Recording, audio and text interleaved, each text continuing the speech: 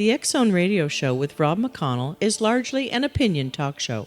All opinions, comments, or statements of fact expressed by Rob McConnell's guests are strictly their own and are not to be construed as those of the X Zone Radio Show or endorsed in any manner by Rob McConnell, REL-MAR McConnell Media Company, the X Zone Broadcast Network, its affiliated networks, stations, employees, or advertisers.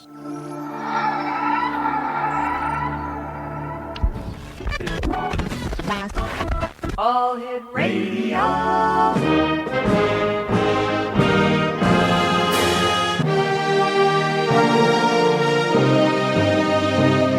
Welcome to the X Zone, a place where fact is fiction and fiction is reality.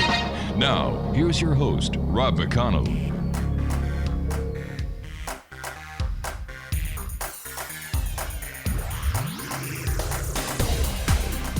Welcome back to the X Zone, everyone. I am Rob McConnell, coming to you from our broadcast center in Hamilton, Ontario, Canada, on the Talkstar Radio Network, iHeart Radio Network, Mutual Broadcast Network, and of course the X Zone Broadcast Network. If you'd like to send me an email, it's very simple, xzone@xzoneradiotv.com.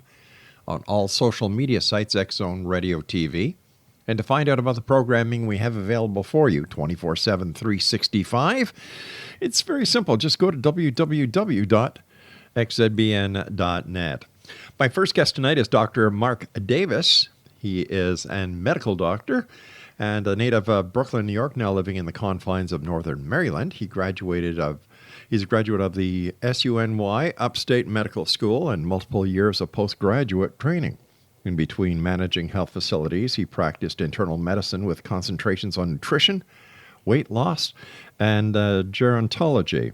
His resume for writing includes hundreds of published articles in the sciences, astronomy, medicine, space travel, politics, and UFOs. Additionally, there are 6 books in print with his moniker on them, and he has had the privilege of being a frequent guest on an array of radio programs. Dr. Mark Davis, welcome back. Great talking to you again, Dr. Davis. Thank you for having me, Rob. I really appreciate being on your show. Listen, since you and I talked, I've noticed when Stephanie sent us the information that you were going to be on and we're going to be talking about diets, that it seems that everybody's getting fatter. Yes, the world is getting fatter. America specifically is getting fatter. It's the availability of food. People not watching what they eat. They just eat carte blanche, and they consume too many calories based on their body functions and bodily needs. Physically, people are not as active as they should be as well. So the weight accumulates, especially people over 30. They start accumulating weight. And then it's pretty sad. It's pretty sad for everything. That means healthcare costs are going to go up, exactly, and up and up and up, and then people are going to get sicker and sicker. And we're seeing more people die from heart disease and other kinds of diseases, including cancers, starting in their 40s. So it's a sad thing that we're seeing. What impact, in your opinion, sir, do all these restaurants that offer the luxury of driving through? Is there any statistics to base the increase in the obesity based on all these different restaurants instead of getting out of your car and walking in and getting your order and just driving through? You've got drive-through restaurants, drive-through pharmacies, drive-through cleaners, drive-through banks, drive-through funeral homes, for goodness sake. That's correct. You see those out in California, specifically drive-through funeral homes. Yeah. These are convenience food, and these abilities to drive through is a convenient way of getting your food, and it's easy and quick, and many people don't think twice about what they're ordering. They order 2 or 3 Big Macs. Nothing against Big Macs at all, but the calories are enormous. People eating sugared cereals, eating high fructose corn syrup. Just about every item you buy with sugar has high fructose corn syrup, which is not digested like regular sugar. So it accumulates as well. I mean, the sum total is there's a lot of food available. People are not thinking about what they're eating, and they're grotesquely overweight in many cases. And here in America, especially, over 50% of the population is defined as overweight. Are there any statistics or studies that you're aware of, Doctor, that take into consideration the growth of the computers, the video games that kids now play instead of going out and playing baseball, soccer, or football like you and I used to do when we were kids? You're referencing inactivity. Yes, there's plenty of data to support this. Multitudes of people are inactive, not only children, young adults, late teens, early 20s, people staying at home, watching TV, not performing the functions that we used to do, go out in the streets, play ball, run, jog. And there's plenty of joggers for sure, but the number compared to population is low, and we need to get that up and make people healthier and healthier. So shortened lifespans you've seen as a result of this. Yes. And then that's true. That's really true. How about the increase in GMOs? Well, yeah, sure. I mean, this is part of the deal. This is part of it. Wow. What's the difference between your diet ebook called The Fat Zone 21st Century Dieting and other diets that are on the market, Dr. Davis? Thank you for asking. Well, there's a major difference. First of all, it's economical. The foods listed on the diet regimens and the menus specifically are easily accessed. They're not expensive at all. There's no prepaid food to buy. You don't have to buy meals. You don't have to have deliveries made to your home. And they're easily to access. Specifically, the products that we chose to be on the diet were also inclusive in the Millennium Diet, The Practical Guide to Rapid Weight Loss, which was a very successful book back about 8 or 9 years ago. This is an update of that book, and this is an e-book now, not a regular. So it's easy. It's a lot less expensive than the old book was. And we detail why people should eat certain specific food groups over other food groups. And we try to eliminate just about as much sugar as we could out of people's diet without making them starve for sugar, because people will starve for sugar. We added multigrain breads as an example, as opposed to white bread. We took cold cuts. People like cold cuts, bologna, salami, things that we went to turkey breast, lean ham, lean chicken breast, that kind of thing. We stayed away mostly from Chinese food, unless it's steamed vegetables, steamed rice. We also recommend brown rice, which has more vitamins than white rice. But if they have to have rice, no more than a half a cup dry weight. The cereals we chose were light on the sugar, no more than 120 calories for a half a bowl of cereal with skim or 1% milk. So what we did was we tendered down diet into specific 1,200 calories approximately. It's very hard to get to a specific calorie number. We're aiming at 1,200 calories per day. We're enhancing certain vitamins and minerals within the diet structure itself. And it's well proven that these type of foods will help people lose weight rapidly and safely. With the Millennium Diet, we saw some patients lose up to 35 pounds in 5 weeks. Yeah. We think this diet will push more people from 15 to 25 pounds in a month, which is a very good weight loss for a diet program as well. And again, there's no super fees that people have to pay for to buy these foods, and they're readily accessed in any grocery store, supermarket.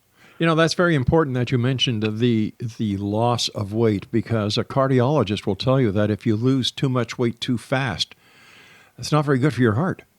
No, not at all. Yeah. Not. And if you have vicissitudes of weight going up and down over a period of time, that's not good. It's better to stay at one weight level, but that one weight level should be a lot lower than the weight levels that we're seeing now in people. So you're seeing a person with 5'8", weighing 240 pounds. That's about 50 pounds more than they should be. Yeah. If you want to go down to the thin area, that's 160 to 180 in their body mass index. But I would say if people could reduce 50 pounds of weight, they're helping their heart, their lungs, and their longevity as well. People want to live longer. You can do it by diet, and it's well proven now. It's not a science fiction fantasy anymore. People can live longer just based on diet. Years ago, I did the Atkins diet, and I'll tell you something, Dr. Davis. I lost weight very fast. I craved carbs like anything. You know, if I saw spaghetti, my God, it was like, I've got to have some. And when I went off the Atkins diet, I gained more weight. Yeah, there's a rebound phenomenon that people experience oftentimes when they go off diet. The way the fat zone would work is you tender down off the foods, heavy foods, and you stay down there pretty much. And you learn how to eat properly as well. If you look at some of the celebrity diets, they were offering lasagna, chocolate cake, pizza, all the things I love too. I mean, I'm not saying I don't like these things. But for weight loss, for diet specifically, if you want to lose weight, you have to be on a diet 24/7. You can't be a part-time dieter. In other words, Monday to Friday, you diet, and over the weekend you binge. You can't do that because the body works on a full-time schedule. How, I'm a drinker of water. I used to drink a lot of coffee. I don't drink coffee anymore.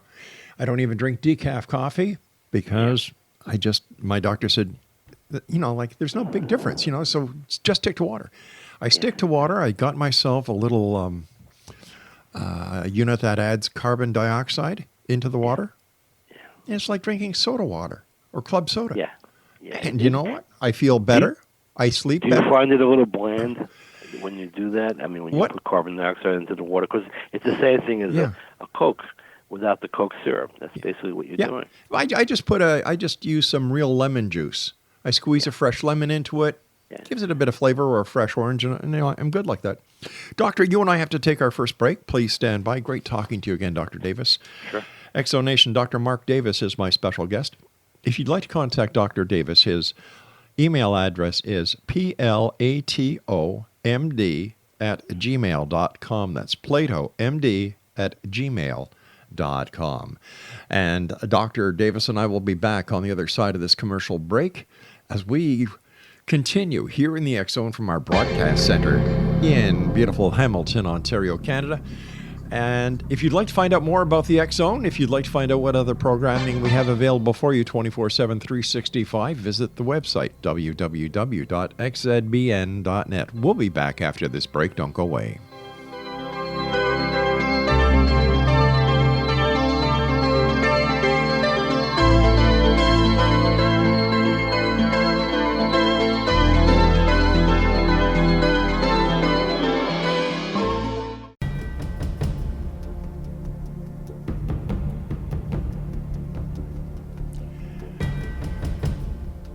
Exo Nation, our hearts, our prayers, and our thoughts go down to all the people who listen to the X Zone in Parkland, Florida, on our affiliates down there.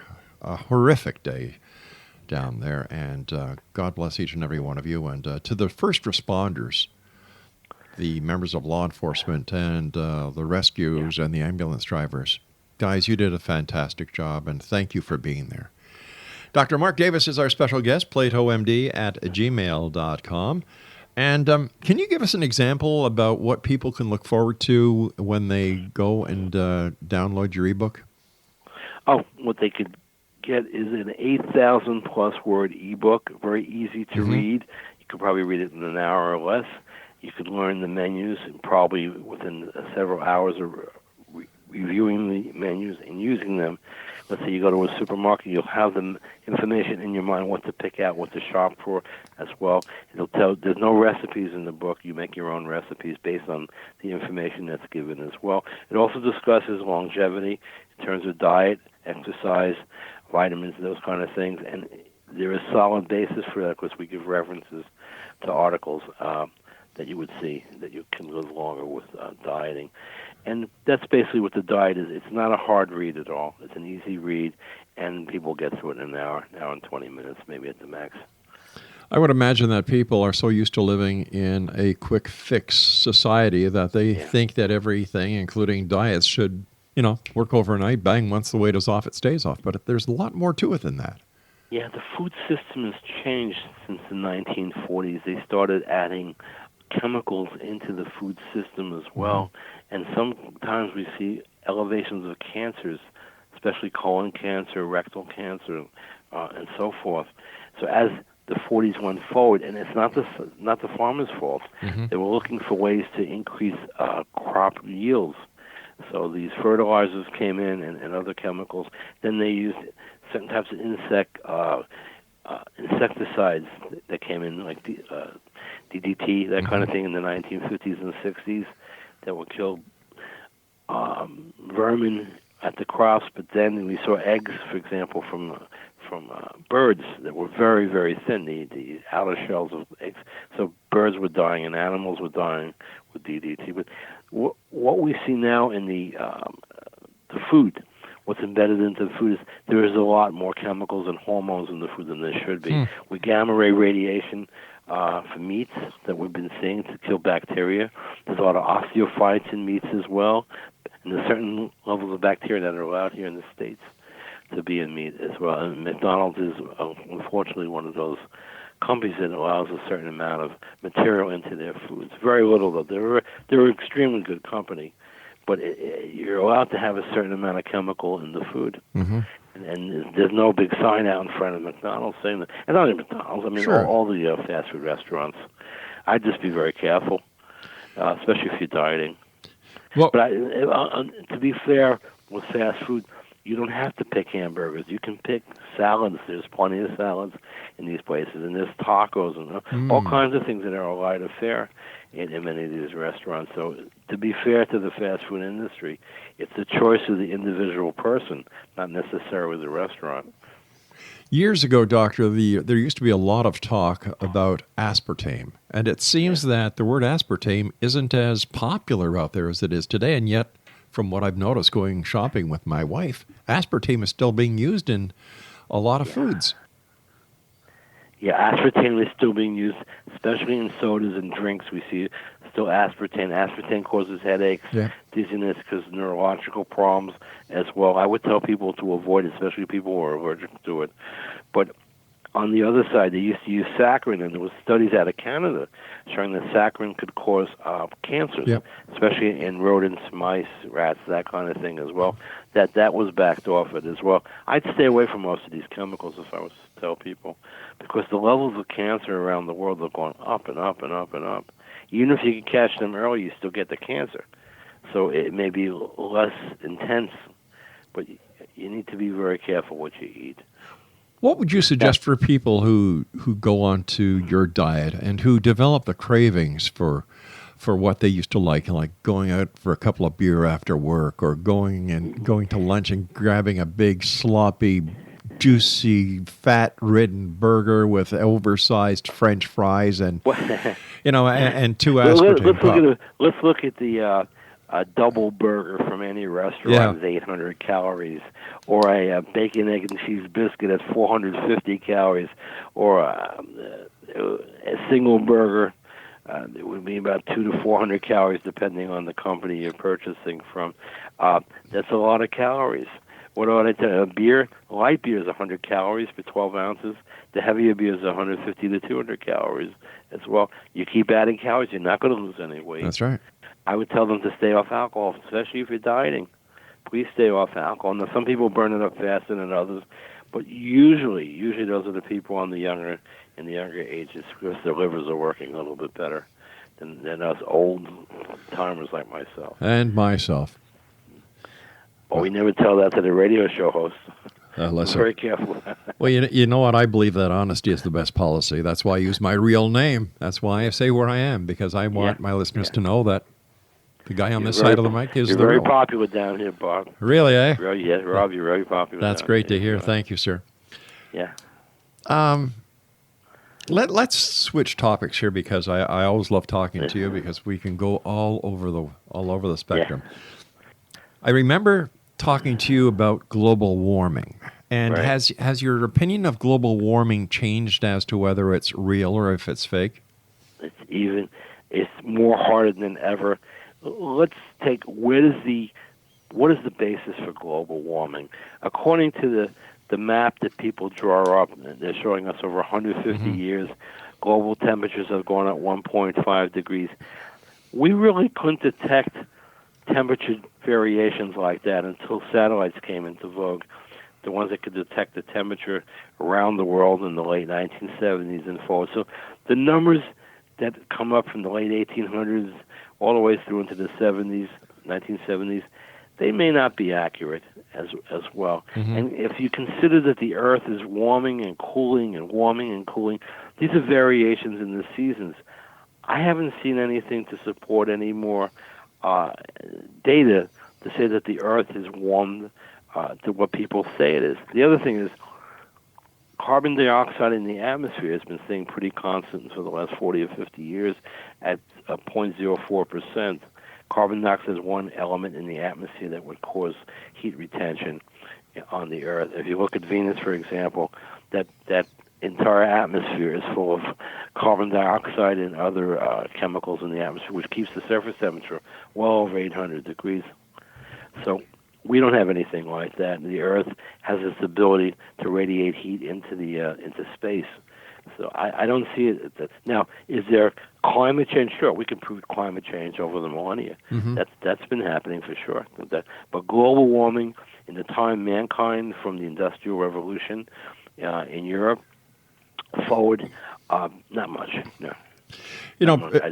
It's man's ego believing that he could change the environment that quickly, and I don't believe that's the case. We were talking earlier about food and longevity. And if we go outside the plan of the life expectancy of a person, and we increase the longevity of people, and we don't do anything to regulate the birth rate, aren't we just looking at a major problem? Sure. We have over 7 billion people on the Earth at the present time, which would hit 8 billion in the next 5 to 10 years. Yes, that could be a major problem. But when you're talking about extending lifespan, you also have to talk about extending the quality of life as well.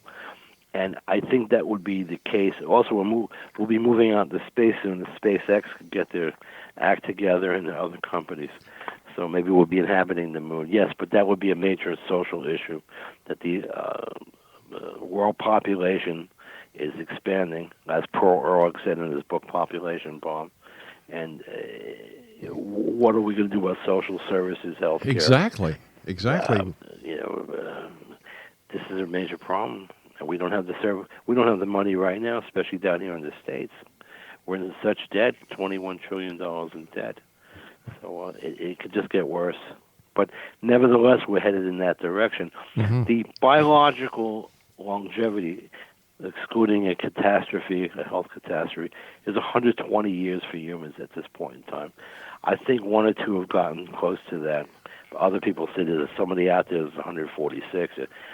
Unconfirmed. But we've seen people be 114, 100. These are super centenarians that are out there. I would say we're going to exceed that, maybe 150, even 200 years My goodness. down the road. Why? Because we're understanding the genome a lot better. We're understanding the enzymes involved with transcribing DNA much, much better. We have the facilities now to modulate DNA, and it's just a matter of getting our formulas right in terms of the chemicals. We should not be eating the chemicals, pharmaceuticals that we should be taking to extend longevity. So it may come by diet. Right now it's diet, but eventually it's going to come by other ways. And I think pharmaceuticals are going to cause extension of lifespan. I think that's the way it's going to be at the end of the day. Dr. Davis, please stand by, sir. We've got to take our news break at the bottom of the hour. Exonation, Dr. Mark Davis is our special guest. And if you'd like to send Dr. Davis an email, if you'd like to ask him any questions or suggest topics for his future books or whatever, he's very easy to contact. His email address is platomd@gmail.com. That's platomd@gmail.com. And if you'd like to find out more, you can visit these websites, superbookreviews.com, science and journal article editing.com, and medicalboardusa.com.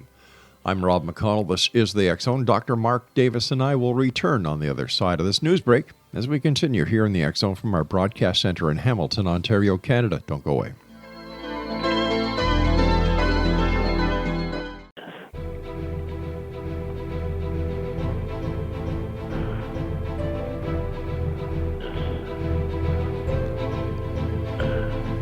Welcome back, everyone. Dr. Mark Davis is our special guest. He is a medical doctor. His email address is platomd@gmail.com. And we were talking about the doctor's new diet ebook, The Fat Zone 21st Century Dieting. And where is your book available, Dr. Davis? Smashwords, Amazon, anywhere ebooks are sold. It's sold all over the planet. Excellent. Excellent. Get it anywhere. We were talking about the diet. We were talking about the right foods. We were talking about sugar. We were talking about how lazy people are, the obese crisis. We were also talking about longevity, and that brought up two questions that I'd like to ask you about. Number one, superbugs. Why are bugs getting smarter? Is it because we are finding ways to combat them? Yes, bugs are getting a lot smarter. Animals are getting smarter as well because as food reserves decrease, they have to learn where to go. Not only getting smarter, they're getting more toxic at times to get those food supplies. Yes, we see that.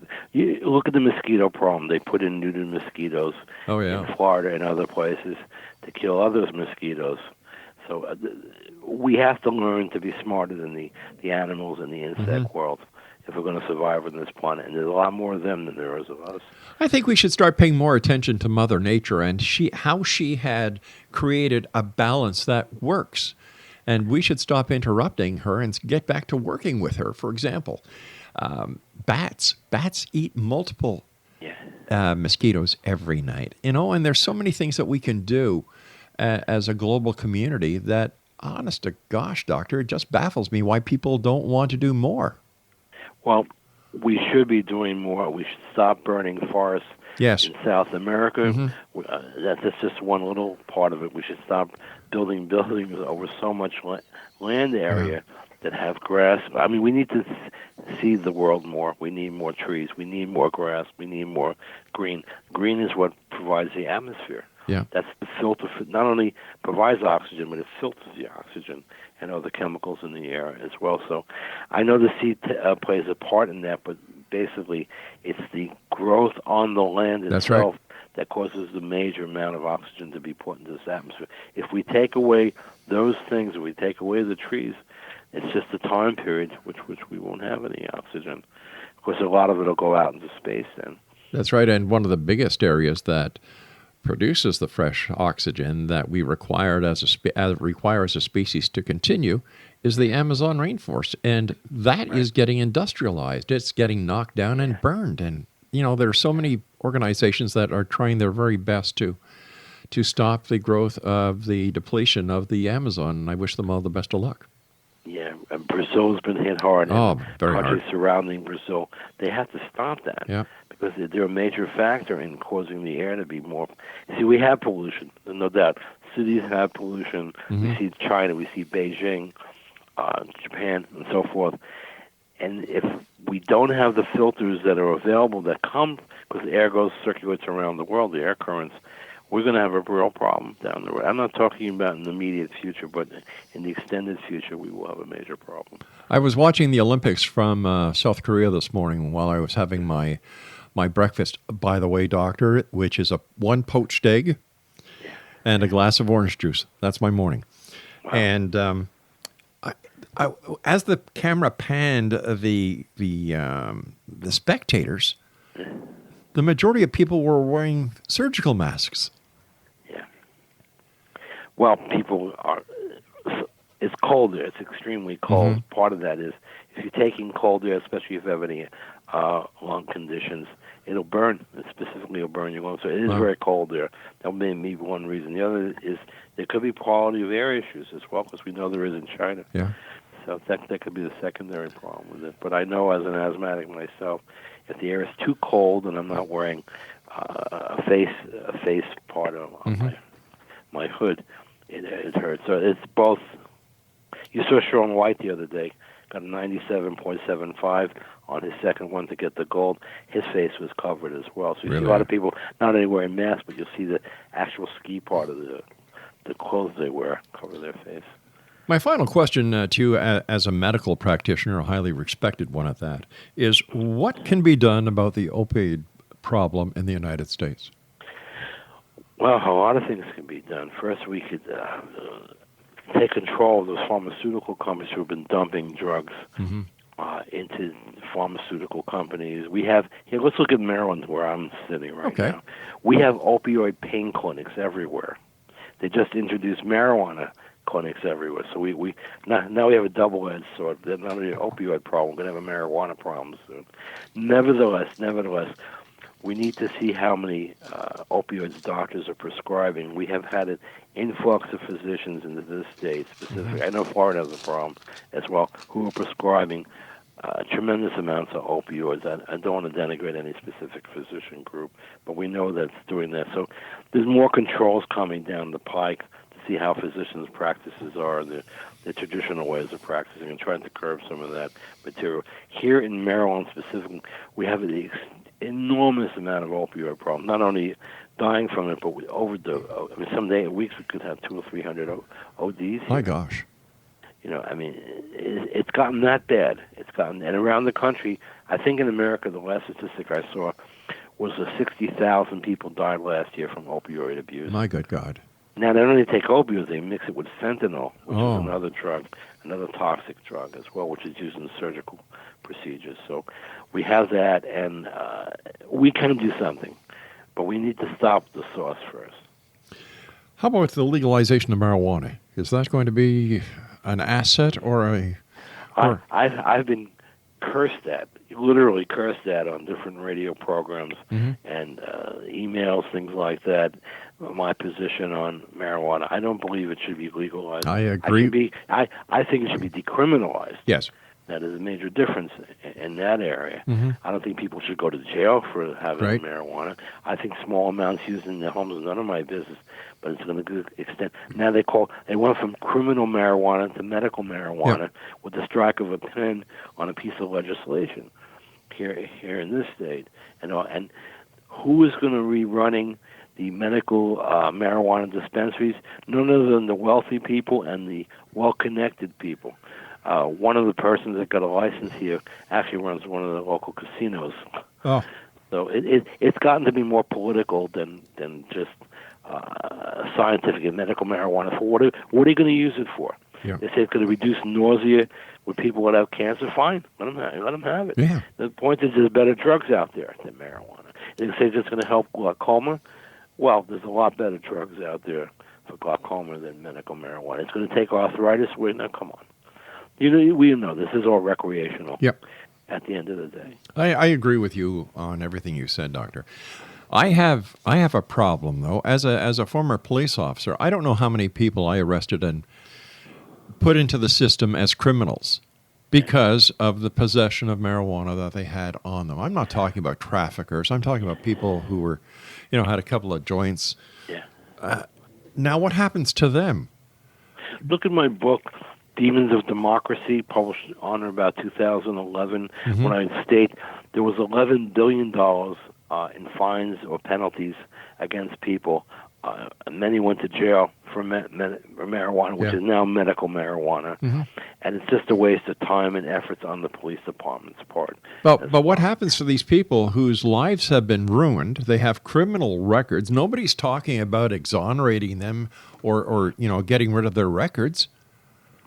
There is a lot of corruption in government, tremendous amounts of corruption, and that's part of a corrupt government structure. Yeah. That innocent kids are going to have records the rest of their lives. They may not be able to vote, get jobs, go into the military if they choose, get into certain schools, and the list is endless. How these things affect you, because the computers never forget. But you know what? I believe that if marijuana is legalized on a federal level, then anyone who has been arrested on a marijuana charge that doesn't include trafficking or distribution, their files should be purged. Well, you may, for marijuana specifically, you may want to purge the records of people that were selling 3 grams of it or 5 grams or 8 grams of it or sharing it with their friends, and the police officer found them. I'm fully for the police. Yeah. I'm a big supporter of the police, but they have better things to do than chase kids with a marijuana cigarette in their back pocket. Exactly. How many books have you written all told, Doctor? 6. My gosh. People want me to write more, but I don't think so. I retired from medicine a little while ago. I went on to do other things. I do a lot of radio, and I really appreciate being on your show. It's wonderful to have that privilege. Oh, it's our pleasure. And to write, I write lots of articles. I edit many science journal articles, things like that. Well, Doctor, you and I have to take our final break. Whenever you're on, time goes by so fast. I'm going to get Stephanie to bring you back in about a month because we still have so much more to cover. But please stand by. We have another 12 minutes together. And Exonation, my guest this hour is Dr. Mark Davis, MD. If you'd like to contact Dr. Davis, his email address is platomd@gmail.com. And you can also check out these websites, superbbookreviews.com, science and journal article editing.com, and medicalboardusa.com. And all these websites are going to be on our website, the X Zone Radio, xzoneradiotv.com later on. So you can just go to that site, click on that. And we've been talking earlier in this interview about his new book entitled The Fat Zone 21st Century Dieting. And it's available in ebook everywhere where ebooks are sold online. I'll be back on the other side of this break with Dr. Davis as we wrap up this hour here in the X Zone from our broadcast center in Hamilton, Ontario, Canada. Don't go away.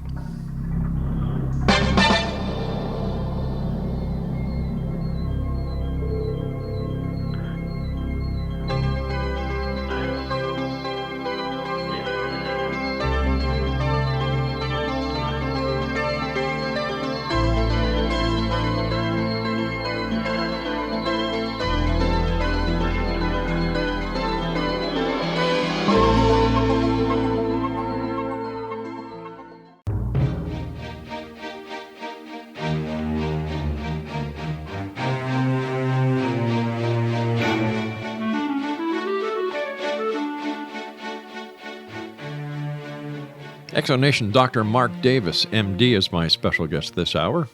platomd@gmail.com is his email address. And we've been talking about, amongst other things, the doctor's new diet ebook that's available on all ebook vendors on the internet. It's entitled The Fat Zone 21st Century Dieting.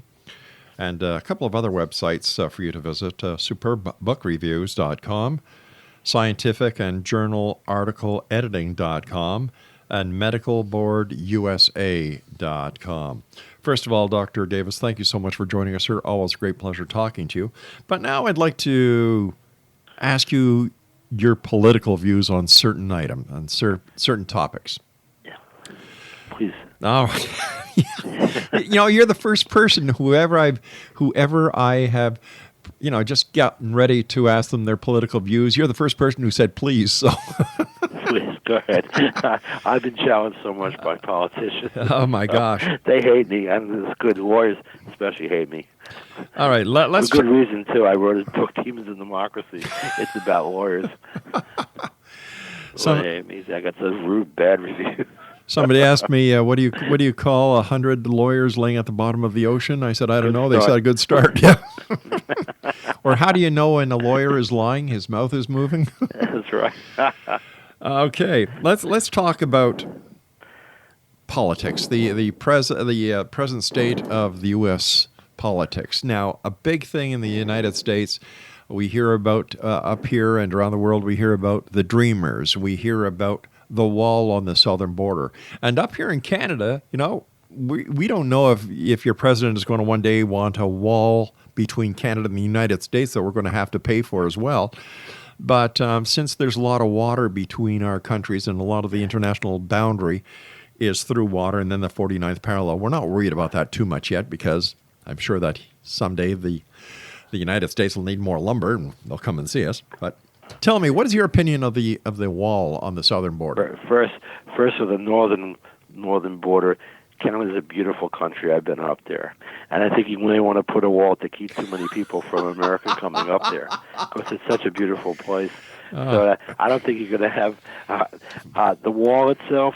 We already have a wall. There is a wall there. There's about 800 miles of walls, fencing. It's not complete. It's not high. It's easy to access from the southern side, from the Mexican side. Mm-hmm. Maybe we should enhance it a little. As you may know, they put up a wall in Israel between the Palestinian sectors and the Jew, and it has worked very, very well. And there's a wall, and President Obama has a wall around his house in Washington, D.C., big wall. So the walls do serve a purpose to an extent. They'll keep people out. Yeah. Dreamers, they're already here. I'm not for legal immigration at all. I'm against illegal immigration. But these people are already here. I can't see picking up 2 million people, dropping them in some dusty place in Mexico. I think there should be a pathway for these people. I think we should have immigration reform to block any more people coming in illicitly across the border. And the border is a big border. We have very, very good people down there trying to guard the border, but they need help. Sure. And the fence would be a big help, not only electronically, but just a physical wall. Like my wife said, fences make good neighbors. Right. Yep. Very good neighbors. That's right. And I have a fence around my house, but it's more like a corral kind of fence. You know, but people respect that. I mean, there's something there, a defining point, a definition from where to go from to. And that's a good thing. And the Mexicans, I know there's a lot of criminals in that specific population, but most of them are not. I mean, we hear about MS-13. My daughter lives out in Long Island, New York, and it was horrible murders by these people. Nevertheless, those people should be rounded up and shipped out, imprisoned, whatever needs to be done to cleanse that area. But most of them are not. If you go to Las Vegas is run by Spanish people, by Mexican people for sure. And they do a lot of the road work here in Maryland for sure. Some of these people don't want to do it. And they're very talented people. They're not only picking grapes or bananas or something. They're very, very they're architects, they're road builders, they're house builders. They're very smart people. They're very smart people. They're very hard workers, and they're very family orientated. Very much so. Yeah. Most of them are Catholic. Very religious as well. And they're very close to their wives and families. And so I really respect them for that. You know, because they will take a job, any job, in order to do their best to support and take care of their family. Yeah, I have so many acquaintances that are of Spanish origin. I couldn't even count. All right, let's go across the big pond. Let's cross the Pacific. Yeah. We're getting to North Korea. Yeah. You know, your president has the ability to say a lot of things without thinking first. Yeah. So what do you think is going to happen between the United States and North Korea? Now, North Korea has built up its nuclear arsenal. Yeah. They have thermonuclear weapons in there. They're developing a hydrogen weapon. They're developing missiles to launch that will hit the west coast of California. That get hit. That's just a scare recently in Hawaii. They could certainly hit Guam at this point in time. And this problem has been passed down and down and down from Clinton to Bush to Obama, and now somebody with some cojones has come along, so we're not going to push it down the road anymore. Because once this guy gets a viable missile, he may use it. Yeah. So we have to take a stand someplace. And also his ability to hit Canada is not that, because Canada sides with us on much of the world stage. You better believe it. So our Canadian brothers, our English brothers and stuff, must be aware that someone has to do something, and Trump is taking a very, very hard stance against the North Korean dictator, he has to. Kim Jong-un, as we should have done with his father before him. Yeah. But listen, don't get me wrong, I like President Trump. I like the way that he doesn't take any guff, and I think the only reason he gets so much flack from certain people in Washington as well as the corrupt media is that he came in on a platform that wasn't based on having politicians put money in his pockets. Yeah. Well, he didn't have to have that. Exactly. And luckily for us, he's in there right now. Because if we would have had another weak president in there, we may have had World War III a long time ago. Yeah. For sure. And he's going to take a hard stance. Our fleet is surrounding the Korean Peninsula at this point in time, as you know. Yep. We put in anti-missile systems in South Korea. North Korea I think it's about 45,000 square miles, but about almost 4 times the size of Maryland. It's not a big place at all. Nevertheless, we can take them on. This is not like the Korean War from 1950 to 53. This would be a totally technical war against them. Very few boots on the ground. Anyway, I know that the Canadians will be beside our American brothers no matter what happens because, you're family, and family takes care of family. Exactly right. And the family should always take care of family. If something happened up there, we should run up there in a second to help out because Canadians have helped us out so much. Here's a question for you. Is there a chance Amazon might be the only company surviving in the next several decades? It looks like they're consuming company after company. Mm-hmm. They've absorbed Whole Foods, which is a very big grocery chain. And now people are complaining there's less foods on the shelves there. They're automating everything as they can. There's already a huge warehouse built here in northern Maryland from Amazon. And if you go up 95 Route, which is the major road between Maryland and Maine here, you'll see Amazon centers one after the other. I would think Bezos wants to buy up as much as he can. I don't think the walk-in store like Walmart's are going to go away. For sure, people like to browse. Sure. But I think they're going to be consuming more and more and more because you can't compete. The model that Amazon uses is they subvert prices. They lower prices so much that they put many people out of business. Well, for example... just take one item real quick. If you have a baseball cap, let's say the Yankee cap as an example, they have 24 varieties of Yankee cap. If you go into a hat store, you get one, that's it. So Amazon could not only reduce the price, but offer a lot more. And in one day you get it. Well, look what they've done with the publishing industry. Right. They bought the Washington Post for $1, I think, or $2. That was about to go out of business. It was run into the ground. But it's the left of the left Washington Post. It really is. I mean, it's not a fair representation of American news. Neither is CNN, of course, but that's... Oh, don't get me going on CNN. I call it the Communist News Network. I call it Clinton News Network. That's right, yeah. Same thing. You know, it's identical. I often wonder what would happen to CNN if they hired real reporters instead of the bunch of losers that they have there now. You know, you look at Don Lemon. I'm sorry, his family name, in my opinion, says exactly what he is, a lemon. Exactly, yeah. He's you horrible. know, they're all horrible. Van Jones has been hired by them, and every person that is to the left of Lenin or Stalin is up on that. We don't watch. You notice in America, at the airports, it's usually tuned to CNN. Why, I don't know. Maybe you can answer that question. I don't know, my friend. I don't know, but it was so funny yesterday. The guy who does the morning show, Chris Como, the son of the governor of the state, he was saying, or his brother's the governor, I'm sorry. He was saying that, you know, basically, if you don't like the way that we talk about President Trump, you can watch Fox News and Friends. Yeah. Well, he's just a silly person. That's all. You can't talk to irrational people because, very basis, they're irrational. They're just not with it, and I think he knows that deep down. That the things he say are silly, but that's the agenda from CNN and MSNBC and CNBC and so forth. Dr. Davis, I hate to do this, my friend, but you and I have run out of time for tonight. I want to thank you ever so much for coming on the show, and I'd love to have you back on in the future because there's still so much to talk about.